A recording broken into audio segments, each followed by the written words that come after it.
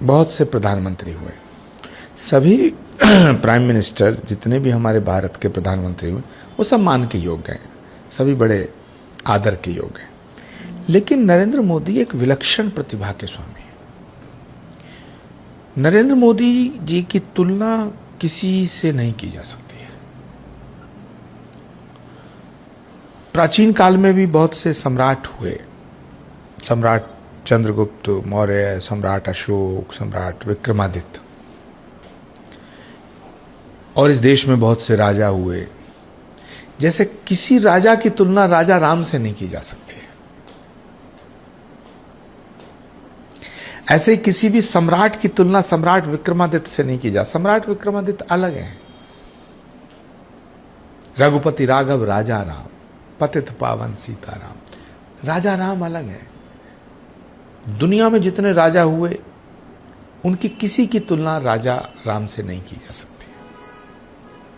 मर्यादा पुरुषोत्तम भगवान श्री राम से तो की ही नहीं जा सकती है। मैं कह रहा हूं राजा राम से नहीं की जा सकती है। ऐसे ही किसी भी प्रधानमंत्री की तुलना नरेंद्र मोदी से नहीं की जा सकती।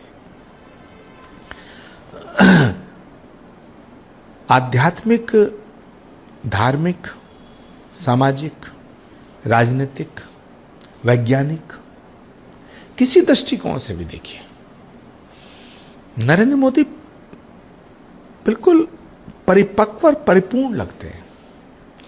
कोई भी विषय उनके सामने उठाइए, वो उस विषय में ऐसा लगता है कि ये इस विषय का बहुत गंभीरता से गूढ़ अध्ययन कर चुके हैं। बचपन का विषय, जवानी का विषय, बुजुर्गों का विषय, बुढ़ापे का विषय, साइंस का विषय यानी विज्ञान का विषय, वैज्ञानिक दृष्टिकोण उनका जो है वो बहुत अद्भुत है। राजनीतिक, सामाजिक, आध्यात्मिक, धार्मिक। जब वो किसी मंदिर में जाते हैं तो उनका जो व्यवहार होता है, उनकी जो भाव भंगिमाएँ होती हैं, उनकी जो बॉडी लैंग्वेज होती है, उनका जो मतलब वो डूबते हैं, हर एक विषय की गहराई में डूब जाते हैं। तो जो वो उनका वो एक जो कंसंट्रेशन है उनका, किसानों की बात आए तो, जवानों की बात आए तो, फौज की बात आए तो, शहीदों को सम्मान देने की बात आए तो, वो लोगों के दिलों पर राज करते हैं। मतलब मुझे लगता है कि वो एक बहुत पुराना गीत है, उसकी 2 पंक्तियां हैं। तुमने जीते हो देश तो क्या, हमने तो दिलों को जीता है। जहां राम अभी तक है, नर में नारी में अभी तक सीता है। तो प्रधानमंत्री मोदी जो हैं, व्यक्तिगत रूप से अगर मैं कहूं तो नरेंद्र मोदी जी लोगों के दिलों पे राज करते हैं, लोगों के दिलों को जीतने की बात करते हैं, और उनकी हर बात दिल तक छूती है, दिलों तक जाती है। इसीलिए देखा मन की बात को लोग कितना अप्रिशिएट करते हैं। वो एक अभिभावक के रूप में भी, वो एक मित्र के रूप में भी। मैं बड़ा साफ तौर से कह रहा हूं, जो उनका नरेंद्र मोदी जैसा मित्र नहीं हो सकता कोई। अगर प्राचीन काल में देखा जाए, आदि काल में देखा जाए, या द्वापर युग में हम जाएं, तो सुदामा और कृष्ण की मित्रता की चर्चे हैं, और भी दुनिया का तमाम इतिहास आप देखेंगे तो उसमें बहुत से चर्चे मिलेंगे। लेकिन नरेंद्र मोदी जी की मित्रता एकदम अलग है। वो सबसे मित्रवत बात करते हैं और सबके दिलों को छूते हैं। तो पहली फरवरी को जब मैं मिलने गया तो मुझे ये उन्होंने एकदम अपना बना लिया। मेरे मन में बहुत से सवाल थे, पर जब जैसी पहली मुलाकात हुई और जैसी मेरी उनसे नज़र से नज़र मिली, हाँ, उस पल को मैं I can't explain in words, मैं उस पल को शब्दों में व्याख्या करना मेरे लिए बड़ा मुश्किल है। वो अनुभूति को हम अभिव्यक्त करें शब्दों में तो ये दुर्लभ है। तो मैं ऐसा मानता हूं कि पहली बात कि नरेंद्र मोदी की तुलना किसी प्रधानमंत्री से नहीं की जा सकती है।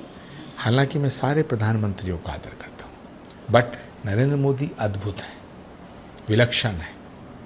जैसे ही मैंने उनसे कहा कि श्री कल्की धाम का शिलान्यास करने के लिए मेरे मन में ऐसा भाव आया है, मेरी अंतरात्मा से आवाज़ आई है कि वो आपके कर कमलों द्वारा होना चाहिए। और तो उन्होंने मुझसे पूछा कि भाई मेरे द्वारा ही क्यों होना चाहिए।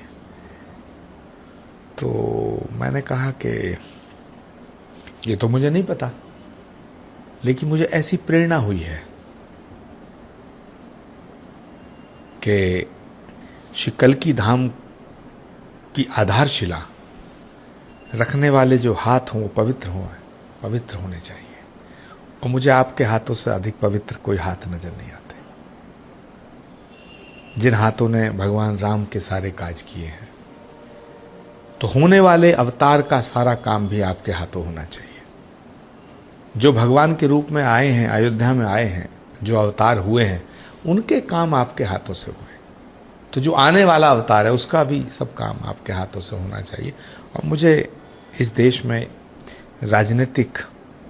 किसी भी राजनीतिक व्यक्ति के हाथ इतने पवित्र नजर नहीं आते कि जिनसे मैं भगवान श्री कल्की नारायण के बनने वाले श्री कल्की धाम की आधारशिला रखवा सकूं। तो बहुत बड़े गंभीर हो गए, थोड़े से मुस्कुराए और कहा आपके भाव को मैं का पूरा सम्मान करता हूं, आपकी भावना का आदर होगा। ये बड़ी बात थी। एक विरोधी पक्ष के व्यक्ति को ये कहना, उन्होंने एक क्षण भी नहीं लगाया, ये उन्होंने सोचा भी नहीं, मुझे नहीं लगता कि। तो इसलिए मुझे ऐसा लगता है कि उन पर दैवीय कृपा है, कोई विशेष दैवीय कृपा है। इतना बड़ा फैसला, ये छोटा फैसला नहीं था। श्री कल्की धाम का शिलान्यास छोटा फैसला नहीं था। वो कह सकते थे कि भाई मैं आईबी से बात करूंगा, इंटेलिजेंस से बात करूंगा, यूपी के सरकार से बात करूंगा। तो उन्होंने जो एक तत्क्षण कहा कि आपके भाव का सम्मान होगा, आपकी भावनाओं का आदर किया जाएगा, और कहा कि मैं आऊंगा, तो मैं तो उनका हो गया। और मैंने आज तक भी बीजेपी ज्वाइन नहीं किया, टिल टुडे। मैं भाजपा का सदस्य नहीं हूं, लेकिन मैंने नरेंद्र मोदी जी को ज्वाइन किया है। भारत के सदस्य के रूप में नरेंद्र मोदी जी को ज्वाइन किया है। और ये जो मैं बात कर रहा हूं, ये उनकी प्रशंसा नहीं कर रहा हूं मैं। प्रशंसा तो छोटा शब्द है। मैंने जो अनुभव किया वो बता रहा हूं।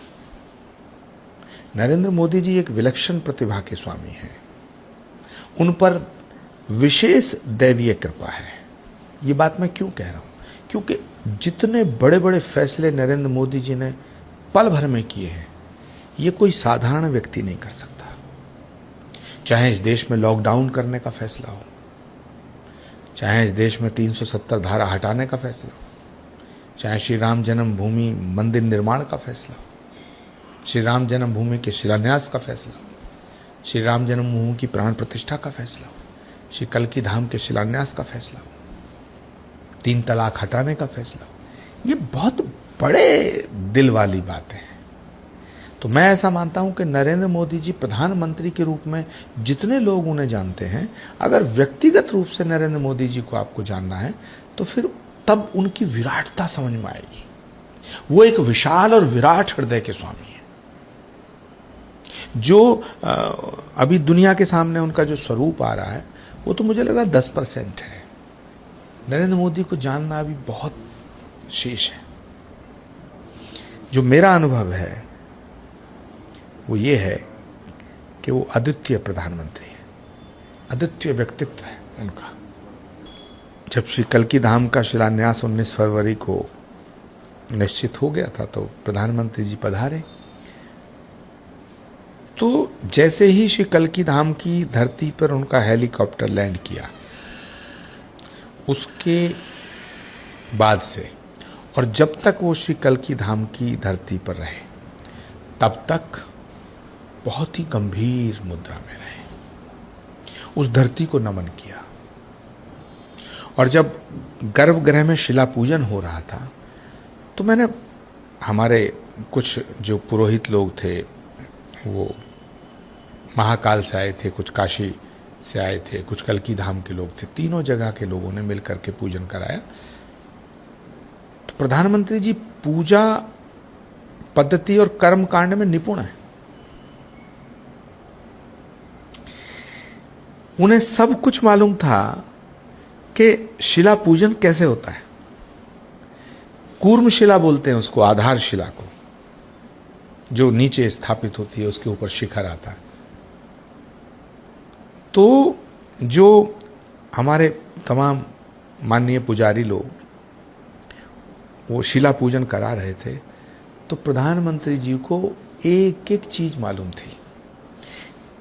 एक छोटी सी, जब पूजन होता है तो उसमें उसका अभिषेक होता है, तो उसमें हल्की सी कोई चीज छूट रही थी, तो प्रधानमंत्री जी ने पूछा वो एकदम, तो उन्होंने कहा नहीं साहब वो भी है।